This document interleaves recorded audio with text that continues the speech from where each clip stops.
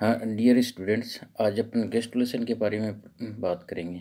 जैसा कि अपने को पता है, जाइगोट में क्लीवेज होता है, क्लीवेज से फिर मोरूला अवस्था आती है, मोरूला अवस्था फिर ब्लास्टोला अवस्था के अंदर बदल जाती है, और ब्लास्टोला के बाद में गेस्टुलेशन की प्रोसेस है वो शुरू होती है। तो ये एक तरीके से जो ब्लूप्रिंट है एम्ब्रियो का, उसकी नींव रखी जाती है इसके अंदर।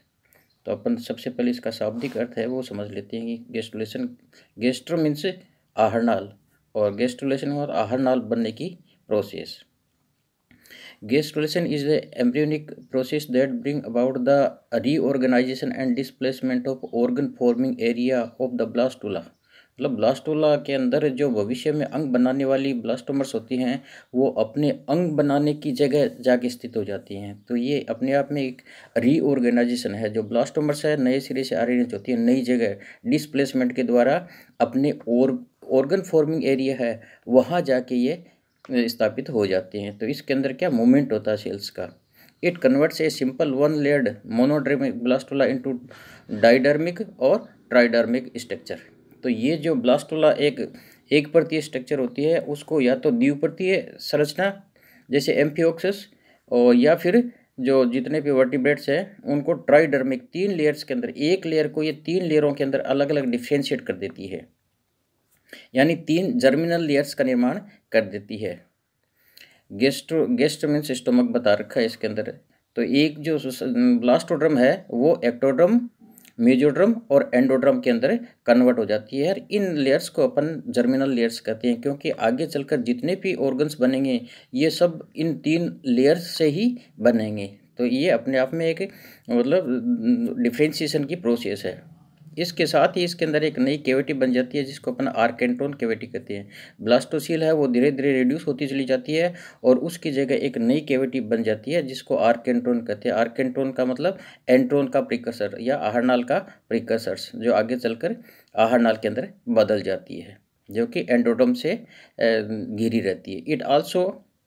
It is also during the gestation that the embryo acquire a clear-cut anterior posterior polarity and bilateral symmetry। तो इसके अंदर anterior posterior जो एक्सिस है एम्ब्रियो का वो स्थापित हो जाता है, और इसके अलावा bilateral जो सिमेट्री है जीव की वो इसके अंदर आ जाती है। At gross level, though the process of gestation varies greatly in different groups, but in most cases basically it involve the same cellular mechanism, large scale movements called morphogenetic movement। ये अलग अलग जंतुओं में हालांकि ये अलग अलग प्रकार से होती है, पर जो मुख्य बात है ये जो इसका जो फंडामेंटल है वो मोर्फोजेनेटिक मूवमेंट है। कोशिकाएं एक जगह से चल के दूसरी जगह स्थापित होकर एक नई स्ट्रक्चर बनाती हैं। तो ये कई सारी मोर्फोजेनेटिक मूवमेंट्स होती हैं, जैसे इन्विजिनेशन है, इन्वोल्यूशन है, इंग्रेशन है, एपीबोली आदि कई प्रकार की कोशिकाओं की गति होती है। ये अपने आप में क्या है, ये इरिवर्सिबल चेंज है जो कि गेस्टुलेशन के अंदर आता है। रिवर्सिबल अपने रीजनरेशन के अंदर जो कोशिकाओं का मूवमेंट होता है वो रिवर्सिबल होता है, पर जो गेस्टुलेशन के अंदर कोशिकाओं का मूवमेंट होता है या जो मोर्फोजेनेटिक मूवमेंट होता है वो इरिवर्सिबल होता है। अगर डेफिनेशन की बात करें तो it is fundamentally difficult in the study of the gestation is defining just what we mean it, why it and when it begins। मतलब ये इस कहने का मतलब है कि ये क्लियर कट नहीं है कि कहाँ गेस्टुलेशन किस स्टेप से शुरू होता है और कहाँ बंद होता है। ये एक लंबी प्रोसेस है और अलग अलग जंतुओं में ये अलग अलग तरीके से भी होता है, तो इसको डिफाइन करना थोड़ा सा मुश्किल है। किंतु ट्रांकियस ने एक डेफिनेशन दी है इसके अंदर,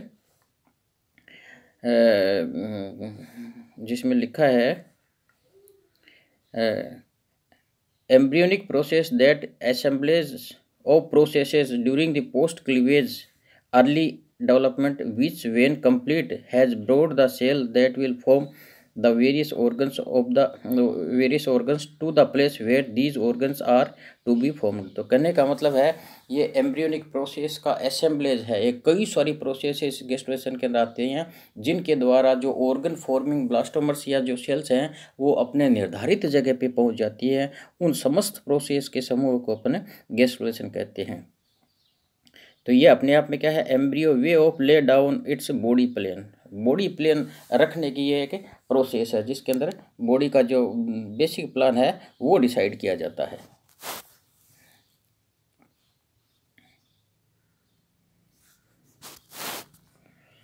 अब इसके अंदर देखते हैं मुख्य क्या क्या घटनाएं इसके अंदर घटती हैं, उनके बारे में अपन